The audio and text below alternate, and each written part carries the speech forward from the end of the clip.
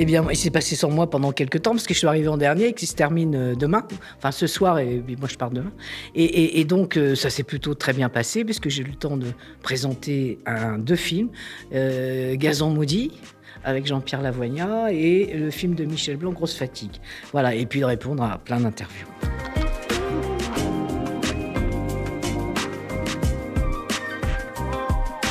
Très très mal, très très mal. Oh, ils m'ont sorti sous les huées. Non, ça s'est très bien passé. Puis je crois que parmi dans la salle, il y avait des gens qui n'avaient pas vu Gazon maudit, qui n'avaient pas vu Grosse fatigue. Beaucoup de gens n'avaient pas vu Grosse fatigue parce que c'est pas non plus l'un des films de Michel qui est le plus vu. Et c'est pour ça que je l'ai choisi aussi. C'est pour lui montrer une autre facette de son travail, bien que ce soit une comédie. Et je crois que les gens ont revu un film, c'est ces films qui ont 30 ans, hein, facile, 30 ou 40 ans, donc 30 ans facile, mais je crois qu'ils ont bien traversé le temps.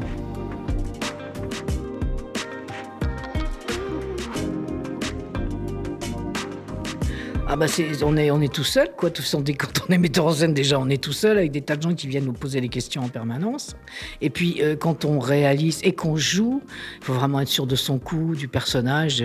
Et puis, peut-être aussi être bien entouré, avoir quelqu'un. Moi, je me souviens, j'avais un script boy, le seul script boy du cinéma français, qui me regardait jouer, qui me donnait, il me dirigeait pas, mais il me disait attention là, fais attention là, tu manques de rythme, enfin des petites choses comme ça. Mais c'est pas évident, effectivement, d'être à la fois réalisatrice et comédienne. Surtout, il faut au cinéma. Au théâtre, ça va plus vite parce qu'il y a les répétitions.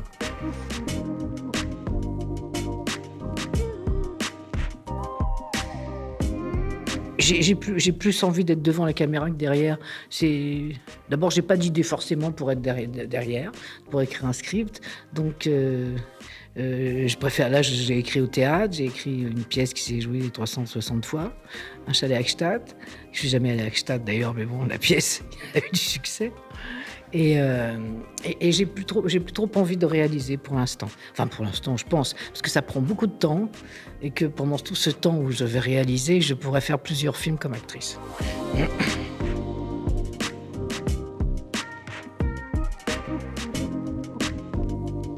Ben, en général, les comédies, c'est des scènes, des situations qui sont pas drôles. Le mec qui tombe par terre sur une banane, ça fait rire, mais il peut se casser le nez ou le bras ou la tête, voilà. Donc, mais je dis pas que je privilégierais un film de comédie sur un drame, mais ça dépend de la qualité du sujet. Donc voilà, ça m'est arrivé de jouer des films plus sérieux que d'autres, mais c'est parce que le sujet m'intéressait ou le personnage m'intéressait. C'était pas parce que c'était un drame, voilà, parce que c'est une autre facette d'un métier d'acteur.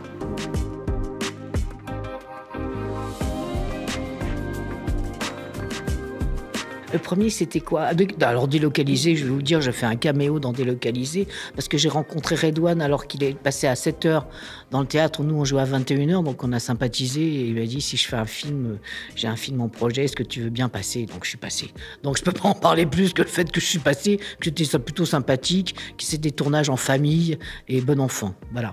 Et puis, le film de Blier, Trop belle pour toi, ça a été c'est un très, très bon film de Bertrand. Et j'ai été très heureuse, moi, d'avoir la chance de faire ce rôle, qui me propose ça. Je rêvais toujours de travailler avec lui et ça s'est réalisé. Donc, ça, c'est fait. Il est parti aussi, c'est dommage, parce que c'est un grand, grand metteur en scène.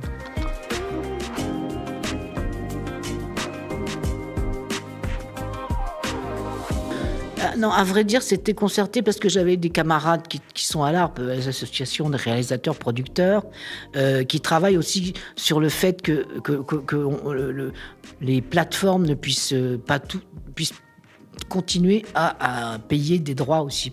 Donc c'est pour ça que j'ai interpellé Sacha Dati, non pas agressivement, mais simplement par rapport au problème de savoir que si d'un seul coup Amazon, Netflix et d'autres, ou Disney disent nous ne paierons plus des droits, parce qu'ils payent à chaque fois, ils subventionnent aussi des films. Nous ne paierons plus ça. Qu'est-ce qui va se passer? Comment le cinéma français peut fonctionner? Est-ce que ça peut changer des choses?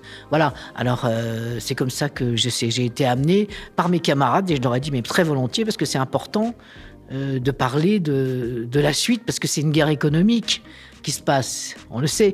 Et donc, la guerre économique, elle a aussi des incidences sur la vie de tous les jours de beaucoup, beaucoup de gens, même si on s'en aperçoit pas tout de suite.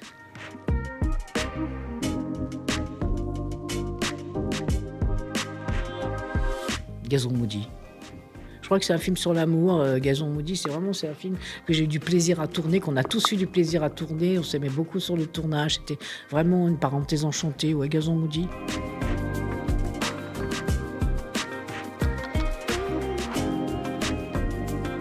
Des histoires vraies, parce que ça existe.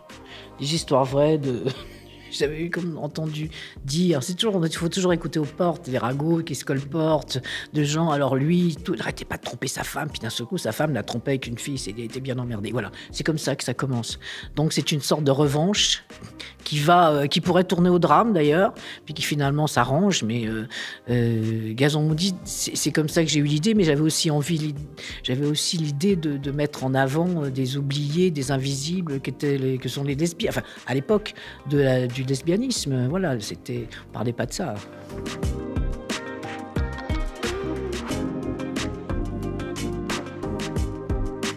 Je sais pas si on peut vivre d'expérience par procuration, mais en tout cas, il permet d'ouvrir le dialogue.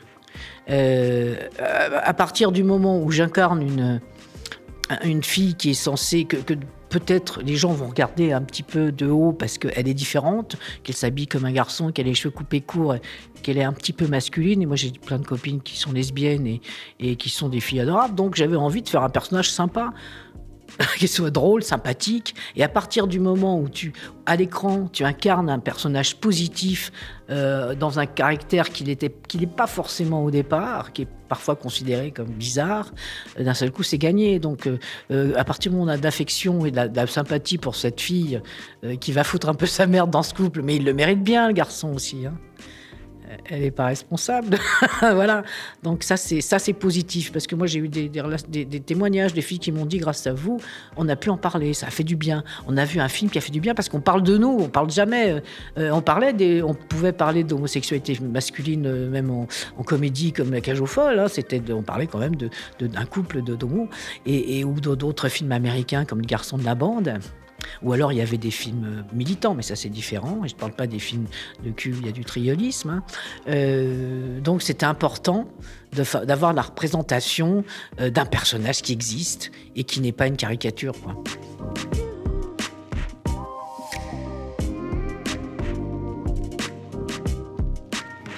Parce que je trouvais parce que justement il est charmant. Il n'est pas beau, c'est pas Apollon. C'est pas un Apollon, c'est pas lui le premier choix. D'ailleurs, j'avais pensé à l'ermite qui n'avait pas voulu le faire en disant non, genre, le film que j'ai déjà fait Popeye, ça va, c'est bon. Après, j'ai pensé il est arrivé en 3e, et puis quelqu'un m'a dit, mais Chabat, je dis, mais tu crois qu'il joue les nuls, c'est super, mais est-ce qu'il peut jouer autre chose que les nuls? Puis j'ai vu qu'il pouvait jouer, c'était un acteur. Et donc, Chabat, il a ce côté comme un chat. C'est-à-dire, il peut être à la fois très gentil, mais on sait à la fois, il peut sortir ses griffes. Et dans ce film, il fait un parfait salaud, mais qui n'est pas méchant. Il en bave d'ailleurs, et qui d'un seul coup apprend à vivre. C'est pour ça que dans le film, il en prend plein les dents, et après, il a appris à vivre.